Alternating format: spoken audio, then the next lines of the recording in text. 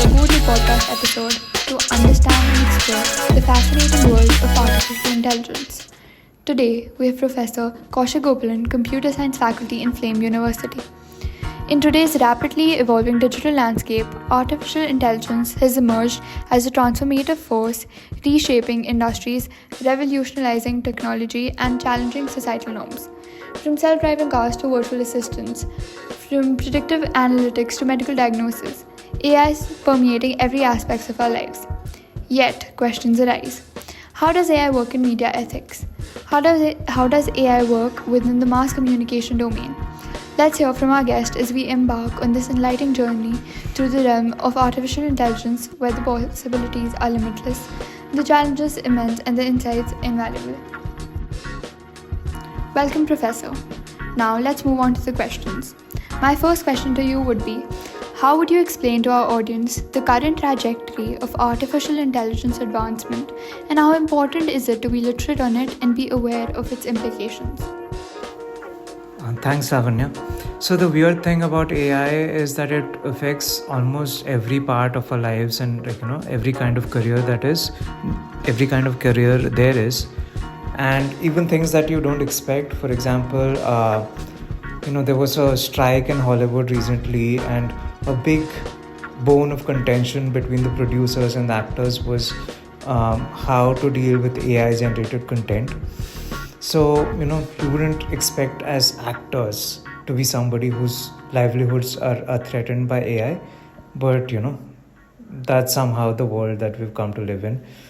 Similarly with journalists, right now there is AI where you could just feed in a score sheet from a cricket match or soccer match or any kind of sport, and it can generate a full article for you.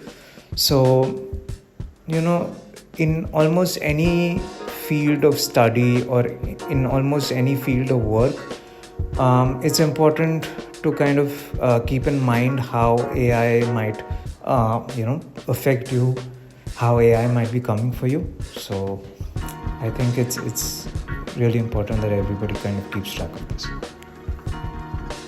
Hello sir, I'm Binnu. My next question to you would be, AI systems are able to modify information and news feeds, potentially resulting in echo chambers and reinforcing existing biases. What approaches may be considered consciously to use AI to diversify information and increase exposure to different points of view? Thanks, Vinu. That's a really interesting question, and I'm not sure if I have a very good answer for it because, for example, like we were speaking a bit earlier, there are hegemonies in how information has been transmitted over time. But the problem is that AI is trained using the information that is currently dominant. So it's very hard for us to expect that AI can come up with something really contrarian or something really novel, right? All it's doing is kind of mixing and matching the information that it's been trained with and coming up with something based on that. So I really don't know if and how we can get AI to add diversity to the information there is. Like for example, if you ask ChatGPT what is the height of the Eiffel Tower, it can give you that exact information, but we do want it to always give us the same information, right? It shouldn't give us something different each time, and that's what it's trained to do. So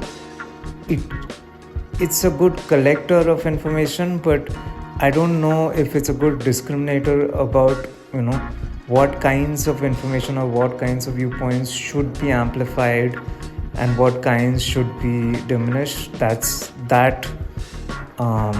skill is really being passed down to it by humans or explicitly fed to it by humans. So that's a really tricky question without a good answer that I know of. Hello sir, I'm Daksh.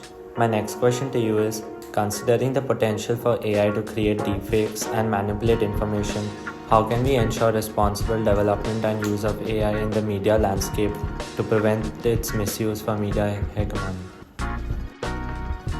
So Daksh, I think there are two different ways in which we should try to do this. One is that from now on or going forward, whenever we generate content, whether it be text or audio or video, we need to find a way of authenticating the source. So when a website loads, the browser is able to authenticate that the domain is what it says it is. So we probably need mechanisms like that for all kinds of media, including text, audio, and video. So if a video is out in the wild, in the social media, we should be able to say for sure where did it come from. And then, whoever creates these videos will need to build human trust, right? We need to say that if this video comes from this organization, we can believe that it won't be outright fabricated. Of course, everybody can make mistakes. Even the best media organizations make mistakes. But we should be able to have some amount of trust in their good faith and, have some sort of red lines that we know that they won't cross. That's one part of it. The second part, I think, is that there need to be costs, right? I mean, if it's cheap and basically free to be able to create these deep fakes and there are no real consequences of putting them out, they will eventually overwhelm us. So we need to find legally and as a society a way of imposing costs on people who are generating these deepfakes, because ultimately, our houses are safe not just because we have locks on them, but because if somebody robs or attacks those houses, society and governments impose a cost on them. They go to jail or they pay a fine or whatever, right? So we also need to have real costs for putting false information out, and I don't think we have that mechanism yet.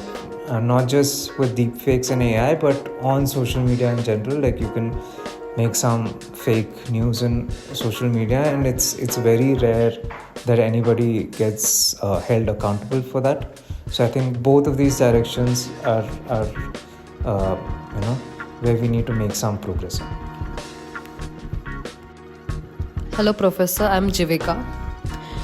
My next question would be that do you see any convergence of AI being used in upcoming elections? Will it be used to censor or regulate certain kinds of information, news, or spreading fake news? What will be your call to action for overall media literacy and for our audience who will be voting in this election? Again, Jivika, this is a fairly tricky question. I think we can safely say that there will be some sort of impact of AI in these coming elections. It's just a question of how little or how much. We were just talking about deepfakes, and I'm sure that somebody or the other will try to put out deepfakes about political figures, as they have been putting out deepfakes of, actors and other kinds of celebrities. So once the election season is here, I'm sure there will be at least some deepfakes involving political figures.